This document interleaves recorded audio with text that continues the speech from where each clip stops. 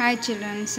तो अभी हम प्रतिशोध लेसन के बारे में बात करते हैं। डॉक्टर राजकुमार वर्मा के लिखित प्रतिशोध। प्रतिशोध होता है एक बाप और बेटे के बीच में का जो प्रतिशोध होता है, जो आम बात पे कहा जाए तो आजकल के जीवन में यही चल रहा है, क्योंकि ना ही बच्चे जो है अपने पेरेंट्स की भावनाओं को बिना समझे जो है वे बहुत बड़े बड़े फैसले ले लेते हैं। उसी तरह से यहाँ पे प्रतिशोध में भी कथानक जो है संस्कृति के महाकवि भारवी के जीवन से संबंधित है। भारवी की माँ सुशीला जो है वे अपने बेटा घर ना लौटने के कारण जो है बहुत सारे सवाल करती रहती है श्रीधर से, और श्रीधर जो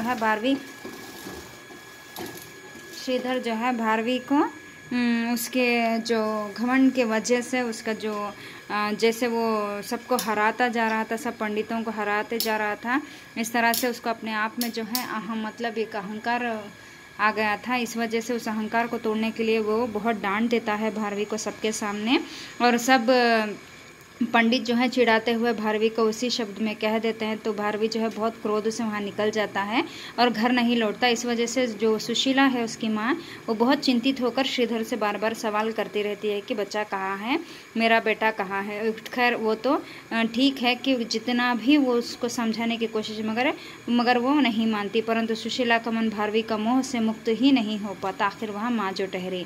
भारवी जो है शास्त्रार्थों में अनेक पंडितों को परास्त तो करता है, साथ ही साथ अहंकारी भी बन जाता है। मैंने कहा था ना, भारवी जो है शास्त्रार्थ में अनेक पंडितों को हरा देता है। उसके साथ साथ उसको ऐसा महसूस होने लग जाता है कि जैसे सबको मैं हरा सकता हूँ, सबसे ज़्यादा मैं पढ़ा लिखा हूँ, ऐसा महसूस करने लगता है, तो वह अहंकारी बन जाता है। परंतु पिता श्रीधर चाहते हैं कि भारवी आह को त्याग दे, मतलब अहंकार को छोड़ दे, अन्यथा वह जीवन में उन्नति नहीं कर पाएगा। ये सही बात है बच्चों। जब भी हम अहंकार एक बार अपने अंदर पाल लेते हैं तो हम लोग जीवन में कुछ भी नहीं कर पाते हैं। तो श्रीधर अन्य पंडितों के सम्मुख ही अपने बेटे को बत्सात करते हैं, मतलब उसको बहुत शर्मिंदगी महसूस करते हैं, मतलब वो डांट देते हैं।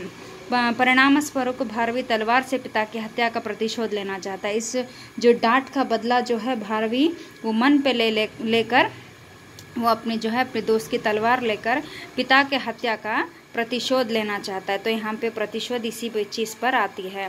भारवी उसके घर में ही, घर के पीछे ही छिपा रहता है। जब वो रात में बात करते हैं उसकी माँ और सुशीला और उसका पिता श्रीधर, जब पता चलता है कि पिता तो उसका अहंकार तोड़ने के लिए उन्होंने डांटा था, मगर उसकी उन्नति में बाधा डालने के लिए नहीं। भारवी को जब पिता के उद्देश्य का पता चलता है तो वह प्रायश्चित के रूप में उससे दंड की याचना करता है।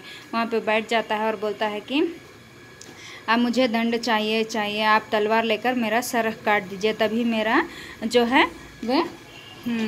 मेरा जो दंड है वो प्रायश्चित पूरा हो जाएगा। श्रीधर भारवी को 6 मास तक जितना कहता है, मगर फिर भी वो मानता नहीं है, उसको दंड चाहिए होता है। इसलिए श्रीधर मजबूरन उसको 6 महीने तक शवा सुरालय में जाकर सेवा करने और झूठे भोजन पर अपना पोषण करने का दंड सुनाते हैं। तो भारवी पितृवाक्य को पालन करता हुआ परिणाम स्वरूप उसका अहंकार मिट जाता है। तो इसी तरह से वह अत्यंत कीर्तनार्जनीय महाकाव्य की रचना कर महाभारवी बनता है। याद रहे, जब भी हम लोग को कुछ भी फैसला करने से पहले भड़कना नहीं चाहिए, अहंकारी नहीं बनना चाहिए, समझना चाहिए कि आगे वाला हमें क्यों बोल रहा है, किस लिए बोल रहा है। तो यहाँ पे प्रतिशोध इसी बाप और बेटे के बारे में होता है। तो आपको स्टोरी समझ में आ गई तो आप आराम से लिख सकते हैं। तो आप समझने की कोशिश करो। Thank you.